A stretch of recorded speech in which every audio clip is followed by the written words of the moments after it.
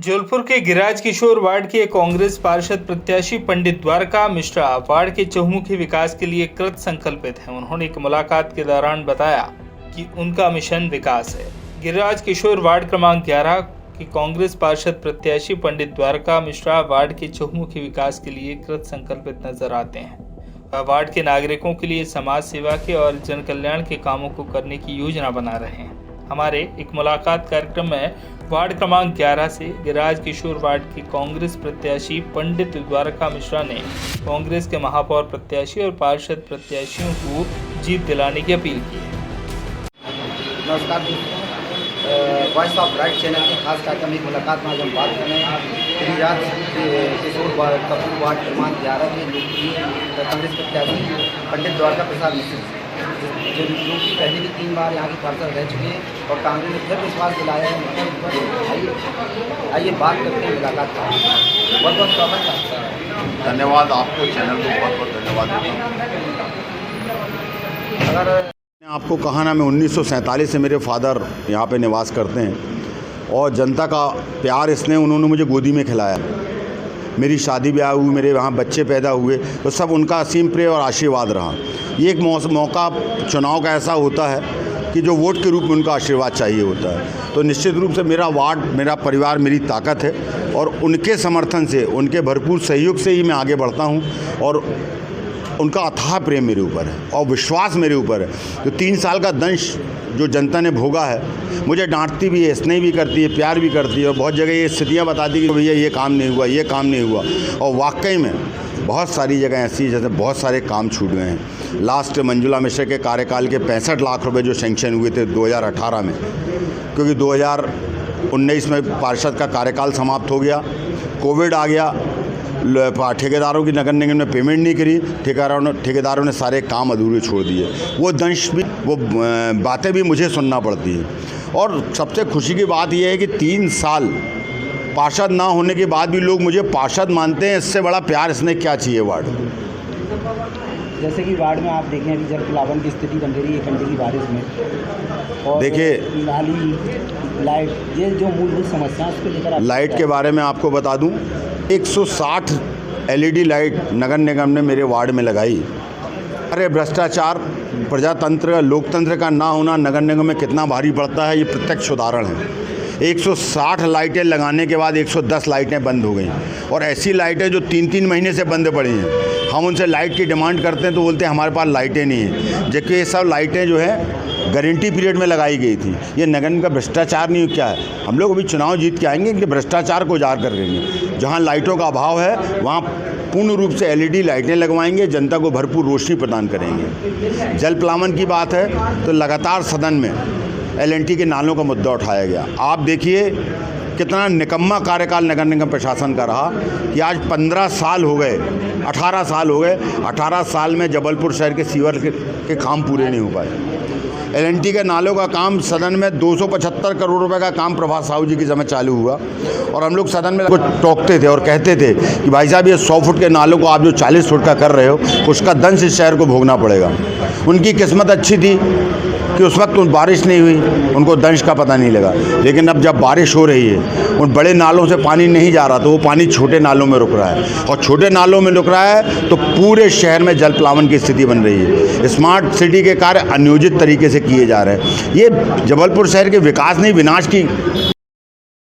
जबलपुर शहर को ऐसा महापौर प्रत्याशी मिला है जगत बहादुर सिंह के रूप में और ऐसे ऐसे पार्षद कांग्रेस पार्टी ने दिए हैं।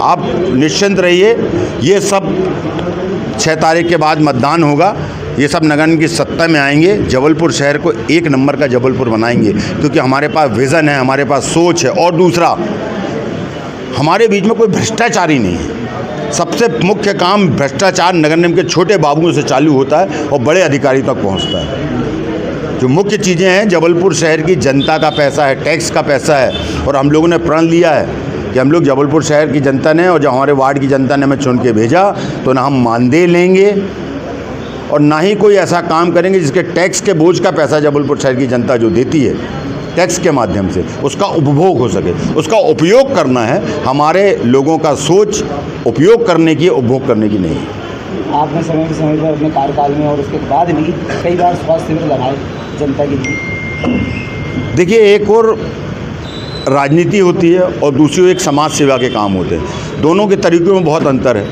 क्योंकि राजनीति समाज सेवा के माध्यम से की जाती है और समाज सेवा राजनीति का एक माध्यम भी है।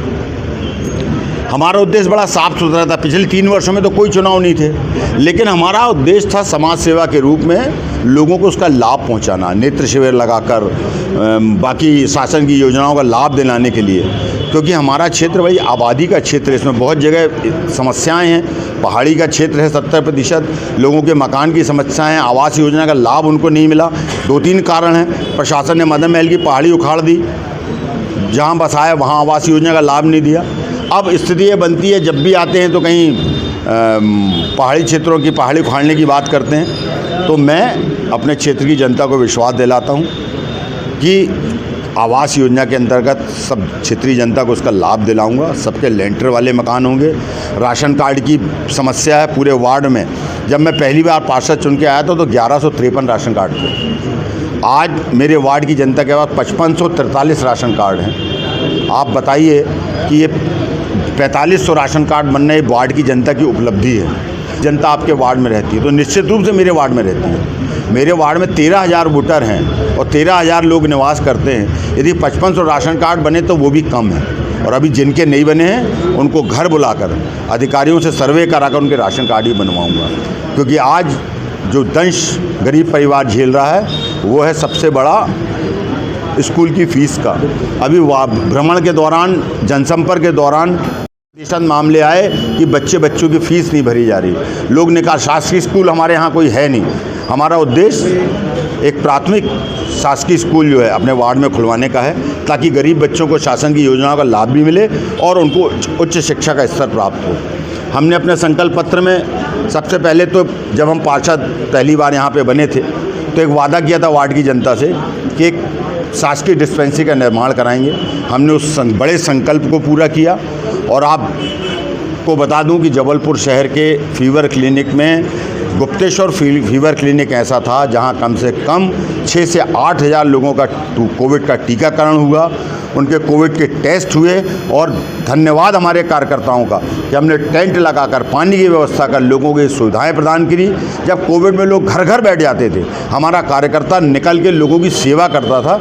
ये कहलाती है समाज सेवा। इसमें कोई राजनीति नहीं थी, कोविड के समय कोई चुनाव नहीं थे, लेकिन हमारा कार्यकर्ता, हमारा साथी इतना मजबूत है कि इन सब कार्यों को करना भली भांति जानता है। मैं चाहूँगा कि हमारे चैनल के माध्यम से अपने वार्ड की जनता को आप क्या कहना चाहेंगे? क्या देखो, पहले तो हमारे गिरिराज किशोर कपूर की देवतुल्य जनता से अनुरोध है कि 6 तारीख को सब परिवार निकले, मतदान अवश्य करें।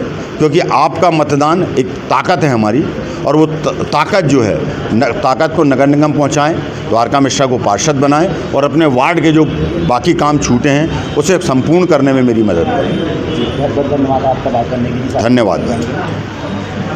तो मित्रों, आज हमने बात करी कि जबलपुर के गिरिराज किशोर कपूर वार्ड क्रमांक 11 के लोकप्रिय कांग्रेस प्रत्याशी पंडित द्वारका प्रसाद मिश्र से। 3 बार वो हैट्रिक यहाँ लगा चुके हैं और 4थी बार जन समर्थन जिस तरीके उनको दिख रहा है, मुझे लग रहा है कि इस बार भी जीत दर्ज करवाएंगे। आशीष बाथरी के साथ पंकज विश्वकर्मा, जबलपुर।